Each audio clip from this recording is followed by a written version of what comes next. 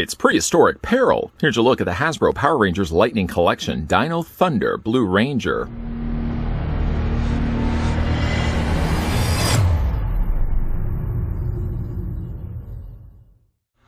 Using the power of the Blue Dino Gem, Ethan becomes the Dino Thunder Blue Ranger.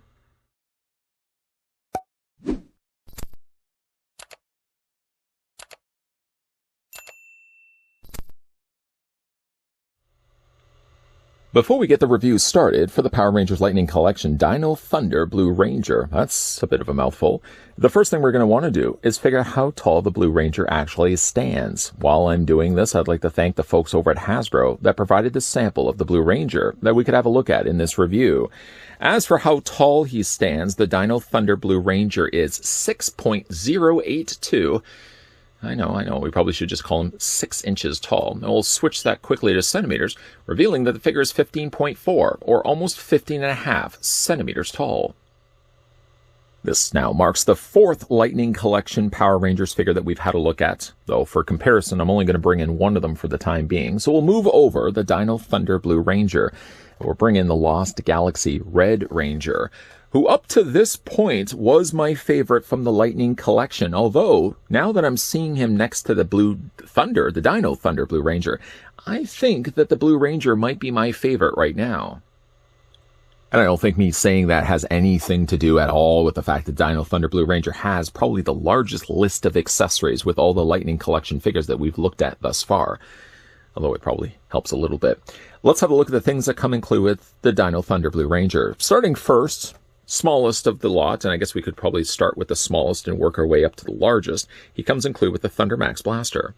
It's got some nice detailing done to it. I'm guessing it probably was molded here in blue plastic. The indicator here is the fact that there's that little bit of gray along the top. Well, the gray is right across the top of it, but there's a little area where the paint hasn't touched it. So that's why I'm thinking that all of this was molded in blue plastic.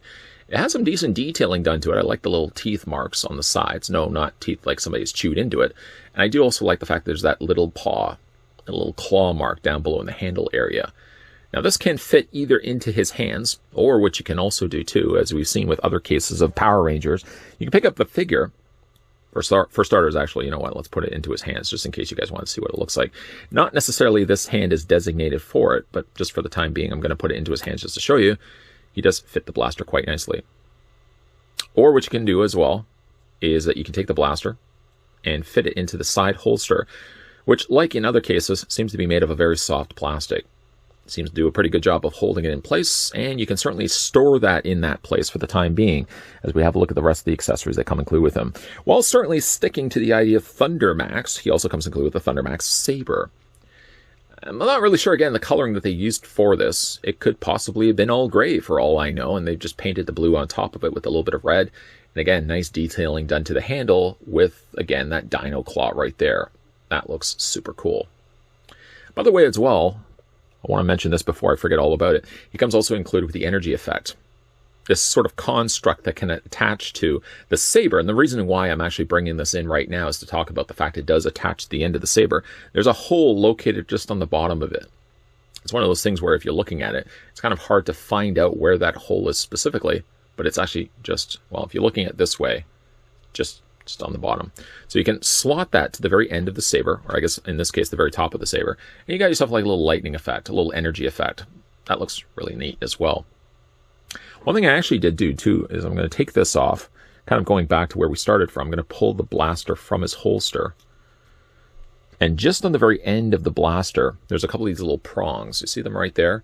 You could technically as well, though this isn't really the intended purpose of this, you can attach this to the very end of it, kind of just making it look like it's firing off, although it's a little close, unfortunately, to the blaster. But I guess you can pull off that effect as well if you want to, even though it's technically intended for the saber. Let's go ahead and put that back in his holster for the time being. The figure also includes a couple of swappable hands. We'll just move these things out of the way for the time being. He comes with a couple of swappable hands. One kind of looks more like it's designated for a gestured hand, and the other one is just more of a grabbing hand. He comes included with those. Nice detailing on the other side there as well. And the last thing he comes included with, not counting the swappable interchangeable head, is he also comes with a Tricera Shield. And this is all molded in a very large amount of plastic. It does have the little spike bit that sticks out from the bottom and just runs along the track at the back there. And it all looks like it's been painted in gold. I don't think they're using actually gold plastic. And gold plastic was an issue in the early, 2000s or so. Gold plastic syndrome. I think hopefully that they've fixed that problem since then. I'm guessing this probably was painted and rather not using gold plastic. It does look nice though, and certainly lives up to the name Tricera, 3 horns after all. And it's got some nice painted detailing in there as well. Now to attach this to his arms, somewhat difficult. The idea is he's supposed to be able to grip onto this handle, so you can sort of just get the hand in on an angle like this. You can also pry the fingers away from the palm quickly enough that you grasp onto that handle like this. But a lot of times it just doesn't fit properly. So what I sort of just end up doing is I just cheat. Take the arm, take the hand, bend it straight, and just sort of tuck it, pretending to tuck it underneath. And I just clamp it onto his hand like that. Nobody would be none the wiser. They would just suspect you've spent a lot of time to actually get the grip on there, when you and I both know I didn't do that. Totally didn't do that. But it gives you the effect, and it does look quite good. You can flip this the other way as well, which I've actually seen some people do. You can flip it this way as well, and it sort of gives you... The only problem with this is, obviously, the handle is going to be facing the wrong way, and it's going to butt up against the side of his forearm.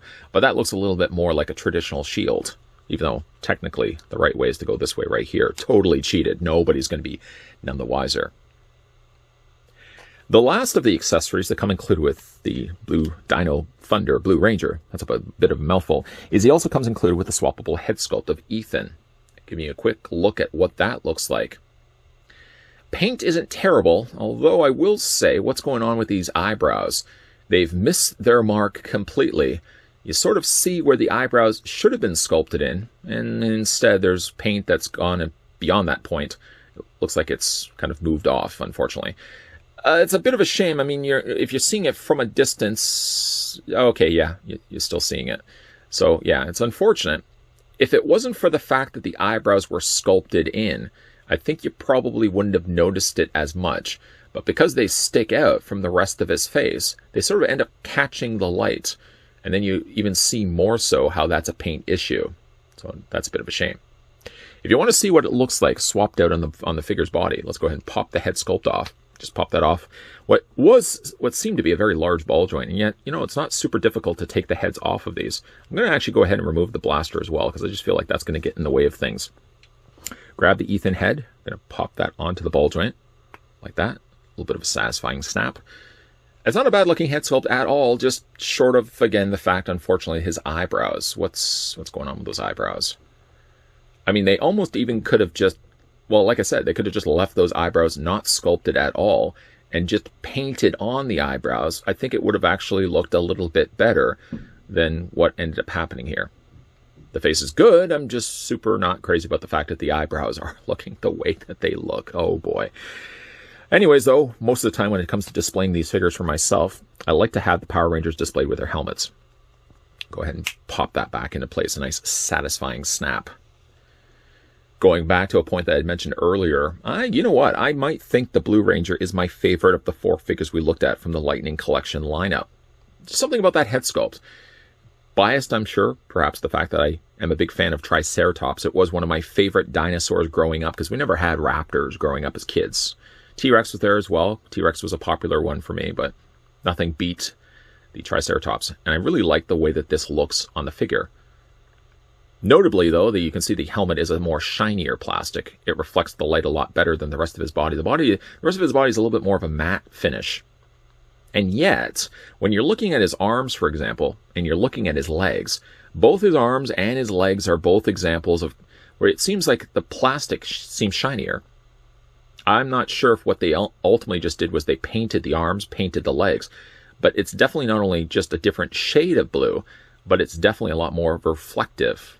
Both the arms, both the legs versus the torso. The torso is very matte when you compare the two. I like the logo there presented on the front, painted nicely in gold, outlined a little bit in the black with the inner ring done in black. I know I'm stating all the obvious things right now. And even like the diamonds painted on the side could be potential messy subjects. And yet, doesn't look too bad really on the arms on either side of the figure. Like the gold there also in his belt. Detailing done to the side of his leg is also very clean. I'm wondering if maybe they have used white plastic and then they just painted everything around it. Although you would think the opposite would apply. It would be a lot easier just to paint simply the diamonds on top of the blue plastic. That's probably what they ended up doing. But I'm not really sure what they did here, because definitely there's definitely a different reflection that's happening off of the torso. It's definitely not as shiny as the rest of his body. Looking down at his boots, he's got some nice gold done at the tops, the cuffs of his boots. And again, carrying on that trend of using the molded blue plastic. He does have pegals on the undersides of his feet as well, so if you certainly want to make use of a display stand, which I know I've stated already when it comes to these Lightning Collection figures, it's just a real shame that they don't use display stands. I really think you could tie this line together so well, just coming up with one master display stand that just is Lightning Collection, and just have them available with each of the figures that come out with this release or this particular series. Let's run through the posability now on the Dino Thunder Blue Ranger. His head rotates all the way around. I don't know if it's just the fact that I'm just using a lot of moisturizer right now for these dry hands of mine, but the head seems very slick when it comes to trying to move it back and forth. It does move up and down and does rock back and forth, and yes, you can rotate the head all the way around. He does have the ball hinge joint happening right there. There's the bottom of the hinge. You can barely see it until I was going to remove that head sculpt. Again, that is such a nice looking helmet. As for the arms hinge out at a very comfortable to do 90-degree angle bend on both sides. Nice T formation for the figure. He does also have the forward crunch on the shoulders, where it allows the arms to lunge forward a little bit more than normal, and the same thing applies when it comes to bringing those arms back. Maybe that's a little too far back. His arms rotate all the way around. A little bit more difficult, I have to admit, because kind of the way that the shoulders are sunken into the rest of his torso, you really have to make sure you're bringing the arms far enough out. If you have them too far in, you just can't bring the arms all the way around. And even then, when you're rotating it, it seems to want to hit the top of the torso. Right there, right there. You see that? Anyways, we push forward. We persevere. The bicep swivels all the way around. You can see there's the cut right there. He has a double hinge on the elbow. And he does have articulation in the hand, whatever hand you decide to display him with. Seems to be something I regularly say in these reviews. Upper torso is on a ball joint. It also gives me the ability to be able to show you he has a lower torso crunch. Has a bit of a ratcheted joint happening there.